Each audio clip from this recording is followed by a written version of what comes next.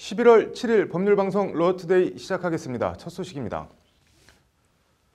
이명박 정부 시절 국군 사이버사령부의 여론조작 의혹 관련 김관진 전 국방부 장관이 오늘 피의자 신분으로 검찰에 소환됐습니다. 전직 국방부 장관이 피의자 신분으로 검찰에 불려나온 건 지난 2003년 이른바 북풍 사건 관련 김동신 전 장관 이후 14년 만인데, 김관진 전 장관은 사이버사령부는 본연의 임무에 최선을 다했다는 말로 혐의를 부인했습니다.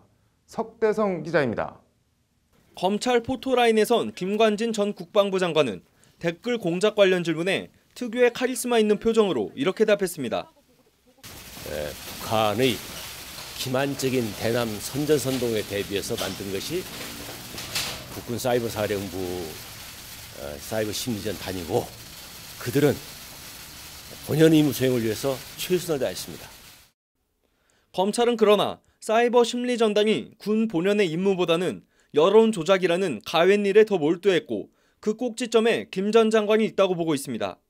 김 전 장관은 2012년 대선과 총선 당시 친정부 여론 조성을 위한 군 사이버사령부 산하 530 심리전단의 댓글 공작을 총지휘했다는 혐의를 받고 있습니다.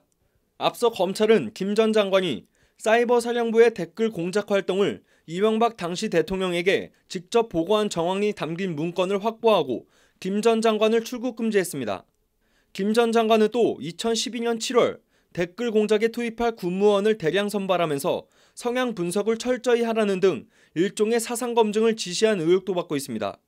이에 따라 전라도 등 특정 지역 출신들이 철저히 배제됐고, 실제 당시 선발된 70여 명의 군무원 가운데 전라도 출신은 단 1명에 불과합니다. 정작 김관진 전 장관 본인의 고향은 전북 임실입니다.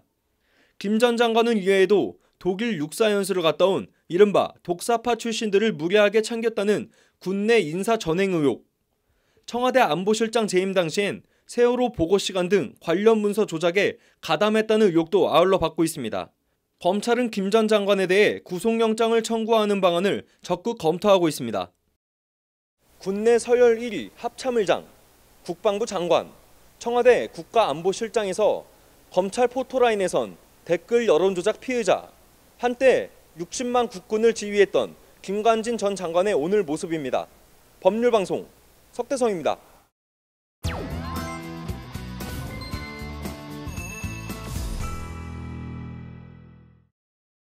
검찰의 국정원 댓글 수사를 방해한 혐의로 장호중 전 부산지검장과 이재영 전 의정부지검 부장검사에 대한 구속영장이 발부됐습니다.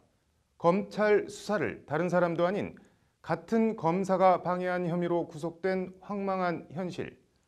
카드로 읽는 법조 김효정 기자가 지난 정권 검찰의 흑역사와 이로 인한 문재인 정부 들어서 검찰 순환사를 정리해봤습니다. 오늘 새벽 영장이 발부된 장호중, 이재영 검사는 지난 2013년 당시 국정원에서 각각 감찰실장과 파견검사로 검찰의 댓글 수사 대응을 위한 국정원 현안 TF에 소속돼 일했습니다. 이들 현안 TF 검사들이 국정원에서 한 일은 검찰 압수수색에 대비한 가짜 심리전단 사무실을 만들고 위조 서류를 압수수색 증거물로 제출하고 국정원 핵심 증인을 러시아로 출장 보내 빼돌리는 그런 행위들이었습니다. 당시 국정원 법률보좌관으로 현안 TF 소속이던 변창훈 서울고검검사는 어제 영장실질심사를 1시간 앞두고 투신해 사망하는 비극적인 일까지 발생했습니다. 이번만이 아닙니다. 문재인 정부 들어 검찰 순환사를 볼까요? 먼저 검찰 내 빅2라는 서울중앙지검장과 법무부 검찰국장, 최순실 국정농단 특별수사본부장이던 이영렬 전 서울중앙지검장과 안태근 전 법무부 검찰국장은 우병우 부실수사 논란 끝에 돈봉투 만찬 파문으로 검찰에서 아웃됐습니다. 우병우 개인비리 특별수사팀장을 맡았던 우 전 수석과 사법연수원 동기인 윤갑근 전 대구고검장도 황제 소환 논란만 남기고 봐주기 수사 비판을 받다 좌천 인사 끝에 검찰을 떠나야 했습니다. 우 전 수석과 서울대 법대 연수원 동기인 김진모 전 검사장은 세월호 수사 방해 의혹 속에 역시 쓸쓸하게 검찰에서 아웃됐습니다. 또 다른 우 전 수석의 서울법대 동기 전현준 전 검사장의 경우엔 정권 눈치 보기 기소라는 비판을 받았던 PD수첩 광우병 제작진 수사에 발목이 잡혀 역시 반강제로 검사 옷을 벗었습니다. 우 전 수석의 또 다른 대학 친구인 유상범 전 검사장은 정윤회 문건 수사를 전 정권 입맛에 맞게 문건 자체가 아닌 문건 유출자 수사로 방향을 돌렸다가 현 정부 들어 부실 수사를 이유로 검찰에서 아웃됐습니다. 우 전 수석의 절친으로 친구 덕에 국정원 2차장에 임명됐다는 구설에 올랐던 최윤수 전 국정원 2차장은 불법 사찰 등 국정원 정치 공작 관련 검찰 소환장을 기다리는 신세가 됐습니다. 세월호 수사 외압부터 정윤회 문건 부실 수사, 최순실 국정농단 감찰 무력화, 우병우 본인에 대한 봐주기 수사, 국정원 정치 공작까지 지난 정권 검찰의 흑역사, 검찰 적폐를 관통하는 이른바 우병우 사단의 사단장 우병우. 두 차례 구속영장을 피해 법꾸라지라는 별칭까지 얻은 우 전 수석에 대해 검찰은 우병우 비선보고 혐의로 추명호 전 국정원 국익정보국장을 잡아두고 우 전 수석에 대한 세 번째 영장 청구 카드를 만지작거리고 있습니다. 이런 가운데 서울고검은 오늘 처가의 넥슨 강남 땅 거래, 가족회사 정강 자금 유용 등 우병우 개인 비리 재수사에 직접 착수한다고 밝혔습니다. 검찰 대 우병우 그 세 번째 승부에 막이 오른 겁니다. 우병우를 잡아야 검찰이 산다. 검찰과 우 전 수석, 이번이 진짜 진검승부라는데 검찰 안팎의 이견은 거의 없습니다. 그 결과가 궁금합니다. 법률방송 카드로 읽는 법조 김효정입니다.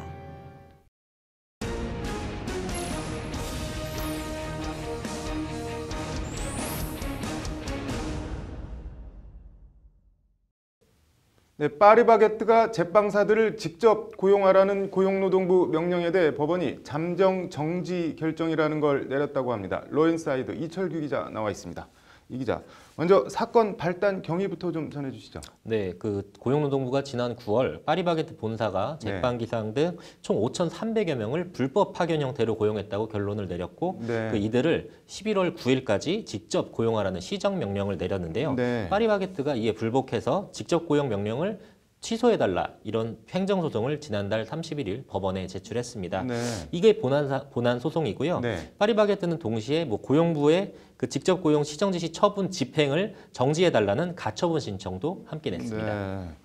서울행정법원이 어제 이 가처분 신청을 받아들여서 잠정 결정을 내린 거죠? 네, 맞습니다. 이 잠정 정지 결정을 내렸는데요. 이 고용노동부가 직접 고용 명령을 내리며 제시한 기간이 이달 9일까지인데요. 이날까지 넘어가면 시정 명령을 어긴 데 대한 과태료가 부과됩니다. 근데 이 처분 취소 청구를 한 측에서는 본안 소송 심리가 오는 22일로 잡혀 있으니까 제빵사들을 직접 고용하라는 고용노동부 명령이 잘못됐다. 이런 법원 심리도 열리기도 전에 과태료를 내야 하는 상황이기 때문에 파리바게뜨 입장에서는 재판도 받아보지도 못하고 과태료 물어야 하는 건 억울하다. 법원은 또 이런 점을 감안해서 29일까지 과태료 처분을 잠정 정지하라는 결정을 내린 겁니다. 심리를 해보고 과태료 부과 여부를 결정하겠다는 거죠. 그럼 앞으로 본안 재판에서도 파리바게뜨가 유리해진 거 아닌가요? 그렇지는 않습니다. 일단 잠정 정지 결정은요. 말 그대로 일단 효력을 정지하는 것뿐인데요.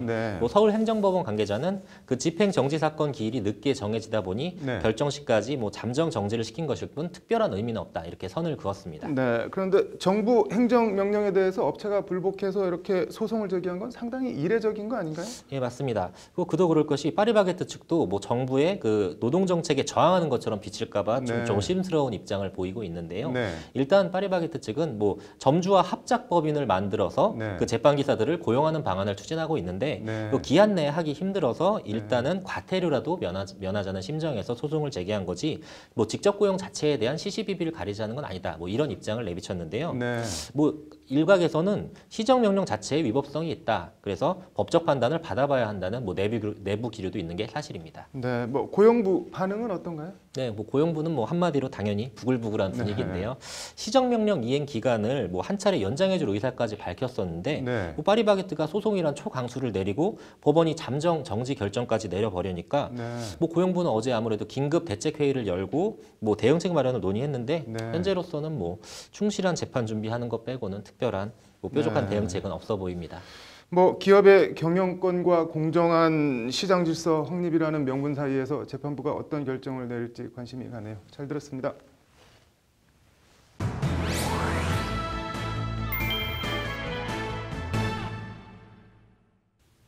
네, 남승환 변호사의 이런 법 저런 판례, 제국의 위안부 박유화 교수와 강용석 전 의원의 발언 관련한 명예훼손과 모욕 얘기 더 해보겠습니다.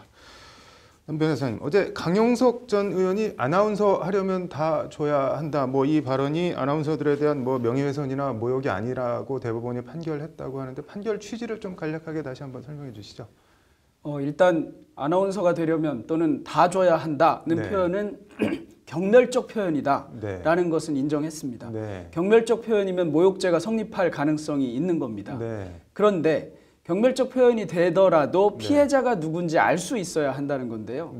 우리 대법원은 집단을 지칭하는 경우에 명예훼손이나 모욕죄와 관련해서 그 집단이 개별적으로 누구인지 좀 특정이 가능한 상황인지 아닌지를 따집니다. 그래서 개별적으로 특정이 가능하지 않으면 피해가 희석된다 또는 이런 표현을 사용합니다. 아나운서들의 경우에도 어떤 아나운서인지 잘 모르고 그냥 아나운서 여러 명에 대한 거라서 개별적으로 피해자가 내가 피해를 입었는지 잘 모르는 정도로 피해가 희석된다 이렇게 본 것입니다. 이런 비슷한 뭐 판례 같은 게 더 있나요? 예, 뭐 당장 지금 나온 박유화 교수 관련 판례에서 피해자 특정이 됐다고 본 이유가 있고요. 뭐 과거 판례 중에는 대전 지역 검사들 또는 뭐 어디 소속 기동경찰청 형사들 이런 표현은 피해자가 특정이 된다고 봤습니다. 반면 군검찰, 군법무관들 이런 표현은 이건 좀 많이 희석된다 이렇게 본 사례들이 있습니다. 그럼 뭐 일반적으로 뭐 요즘 인터넷에서 많이 쓰는 무슨 검세 뭐 이런 식으로 뭐 기레기 이런 식으로 특정 직군을 폄하하거나 이런 거는 저 모욕이나 명예훼손에 해당하는 건 아니라는 소리네요. 네, 이제 상당히 경멸적인 표현인 거는 맞지만 피해자가 특정되지 않았다고 볼 가능성이 높겠죠. 예를 들면 특정 무슨 일보 기레기 이렇다면 이제 경멸적 표현과 피해자 특정이 같이 되는 것에 해당할 수 있겠습니다. 궁금한 게 인터넷 댓글 같은 걸 보면 누군가를 뭐 비판이나 비난하는 기사에 그 사람을 아주 이렇게 모욕적으로 뭐 비판이나 비난하는 댓글 같은 걸 달아놓고 주어 없음 뭐 이러면서 뭐 이렇게 써놓은 댓글들을 많이 보는데 이 경우에도 그러면은 명예훼손이나 뭐 모욕 이런 거에는 해당이 안 되나요? 명예훼손이나 모욕이 될 수 있습니다. 나 혼자 주어 없음이라고 쓴다고 해서 다른 사람이 보기에 이거는 뭐 누구 욕하는 게 아니다라고 볼 수도 없거니와 정확하게는 목적어 없음이겠죠. 누군가를 비난하지 않는다 이런 표현인 것 같은데 누구를 비난하는지 누가 봐도 명확한 것을 자기 혼자 아니라고 쓴다고 해서 다른 사람이 그렇게 인식하지 않을 리가 없습니다. 그러니까 공연성도 인정되고 당연히 모욕이나 명예훼손이 될 수 있습니다. 법이라는 게 참 묘하네요. 뭐 다 줘야 한다 운운해도 특정이 안 되면은 뭐 명예훼손이나 모욕이 아니고 박유화 교수 같은 경우도 의견이면은 또 뭐 아무리 나쁜 의견이라도 뭐 법적으로는 뭐 죄가 없고 대법원이 박유화 교수에 대해서 어떤 판단을 내릴지 궁금하네요. 오늘 잘 들었습니다. 네, 다음 소식입니다. 제59회 마지막 사법시험 최종 합격자가 오늘 발표됐습니다. 개천에서 용나기. 오랫동안 한국 사회 성공 신화의 한 상징이었던 사법시험. 그 70년 역사가 오늘로 막을 내렸습니다. 장한지 기자입니다. 제59회이자 마지막 사법시험 최종 합격자 명단에 이름을 올린 사람은 모두 55명입니다. 1947년 조선 변호사 시험 이후 70년 역사, 1963년 치러진 제1회 사법시험부터 따지면 그간 배출된 법조인은 이번 합격자까지 모두 2766명이 됐습니다. 사법시험 마지막 수석의영에는 단국대를 졸업한 37살 이혜경 씨가 안았습니다. 서울대 재학 중인 이제 20살 이승우 씨는 마지막 최연소 합격자로 이름을 올렸습니다. 한양대를 졸업한 45살 박종현 씨는 마지막 최고령 합격자 그 주인공이 됐습니다. 합격자 남녀 비율은 남자가 30명, 여자가 25명입니다. 학교별로는 서울대가 13명으로 가장 많았고 고려대와 한양대가 7명, 성균관대와 이화여대가 5명, 연세대 4명, 서강대 2명 순이었습니다. 한 명이라도 합격자를 낸 대학은 모두 19개 대학입니다. 최종 합격자들은 내년 3월 사법연수원에 입소해 2년간의 교육을 받은 뒤 판사와 검사, 변호사로 법조인의 길을 걷게 됩니다.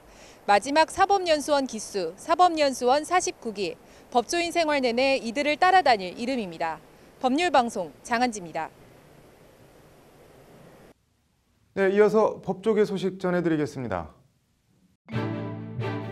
대법원은 오늘 우리 사법부가 세계은행이 전 세계 190개국을 대상으로 실시한 기업 환경평가 보고서 2018에서 사법 분야 민사사건 해결 능력 부문 2년 연속 1위를 기록했다고 밝혔습니다. 세계은행의 평가는 190개 국가 주요 로펌 변호사들에게 분쟁 해결에 걸리는 시간과 비용, 사법 절차의 질에 대한 의견을 수집해 이뤄집니다. 한국사법부는 또 사법 절차의 질 부문에서 18점 만점 중 14.5점을 기록했고 법원 자동화 및 대체적 분쟁 해결 부문에서는 각각 만점을 받았습니다. 헌법재판소는 김용헌 사무처장이 8일 퇴임함에 따라 김헌정 현 사무차장을 신임 사무처장으로 임명했다고 오늘 밝혔습니다. 김 신임 사무처장은 사법연수원 16기로 수원지검 검사, 의정부지검 고양지청장 등을 지냈으며 지난 2009년 변호사로 개업했고 2014년부터 헌재 사무차장으로 일했습니다. 대한변호사협회는 오늘 코리아 스타트업 포럼과 4차 산업혁명 시대에 맞는 스타트업 육성을 위한 업무 협약을 체결했다고 밝혔습니다. 양측은 스타트업 전문 변호사를 양성하고 국회와 정부에 의견을 제시하는 등 스타트업 제도 개선을 위해 노력하기로 했습니다. 박은정 국민권익위원장이 현지 시간 6일 오스트리아 빈에서 개최된 제7차 UN 반부패 협약 당사국 총회에서 기조연설을 했습니다.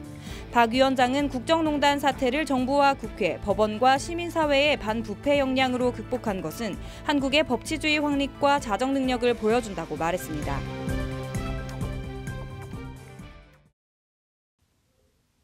(11월 7일) 법률방송 로투데이 마치겠습니다. 시청해 주셔서 감사합니다.